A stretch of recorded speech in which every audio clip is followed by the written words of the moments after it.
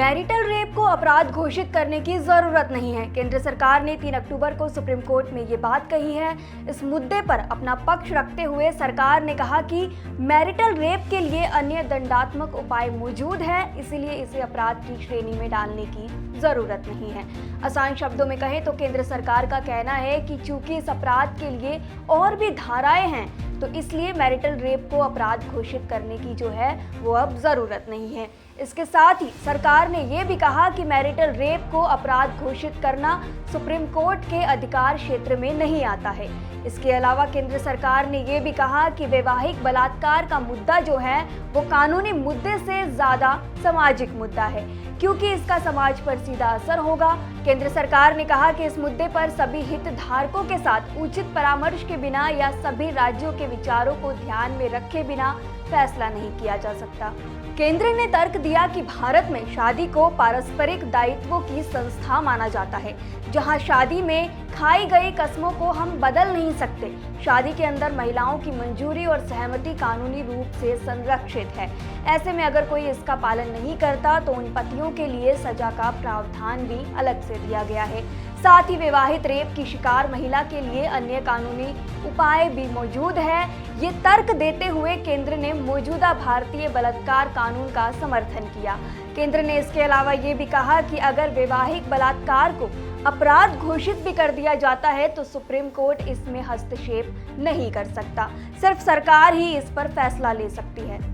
इसके साथ ही केंद्र सरकार ने यह भी माना कि सिर्फ विवाह भर से महिला की सहमति लेना खत्म नहीं हो जाता है और किसी भी तरह के उल्लंघन का नतीजा दंडात्मक होना चाहिए।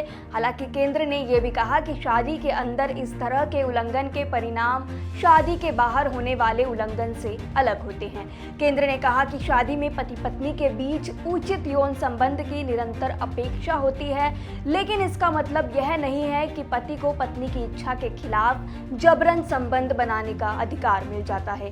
केंद्र ने कहा कि ऐसे कृत्य के लिए दंडात्मक कानूनों के तहत पति को दंडित करना अत्यधिक और अनुपातहीन हो सकता है।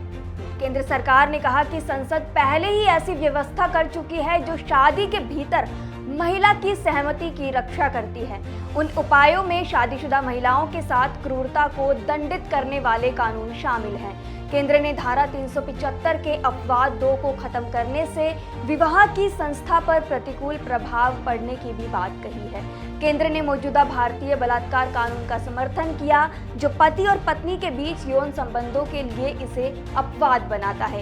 इसके अलावा महिलाओं का संरक्षण अधिनियम 2005 भी महिलाओं को मदद प्रदान करने के लिए मौजूद है। केंद्र सरकार ने कहा कि पति पत्नी के बीच यौन संबंध केवल उनके संबंधों का एक हिस्सा है और चूंकि भारत के सामाजिक और कानूनी संदर्भ में विवाह की संस्था की सुरक्षा आवश्यक मानी जाती है, इसलिए विधायिका अगर विवाह की संस्था की रक्षा को अहम मानती है तो अदालत द्वारा इस अपवाद को समाप्त करना उचित नहीं होगा। ये मामला कहां से शुरू हुआ वो बताते हैं। सुप्रीम कोर्ट ने पिछले साल आईपीसी की धारा 375 के अपवाद 2 की वैधता से संबंधित वैवाहिक बलात्कार मामले में दिल्ली हाईकोर्ट के विभाजित फैसले के खिलाफ अपील पर केंद्र सरकार से जवाब मांगा था, जिस पर केंद्र सरकार ने मैरिटल रेप को अपराध घोषित करने से इनकार कर दिया है।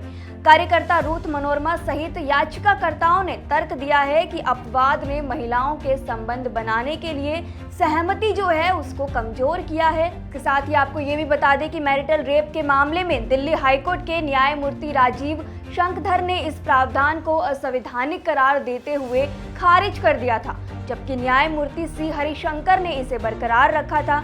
जुलाई में सुप्रीम कोर्ट ने कर्नाटक हाईकोर्ट के 23 मार्च के फैसले पर भी रोक लगा दी थी, जिसमें बलात्कार करने और अपनी पत्नी से जबरन संबंध बनाने के आरोपी व्यक्ति के खिलाफ आईपीसी की धारा 376 के तहत लगाए गए बलात्कार के आरोप को खारिज करने से इनकार कर दिया गया था। हालांकि जो केंद्र सरकार ने सुप्रीम कोर्ट के सामने अपनी बात रखी है कि मैरिटल रेप को अपराध घोषित नहीं किया जा सकता, इस पर आपकी क्या राय है, हमें कमेंट सेक्शन में जरूर बताएं।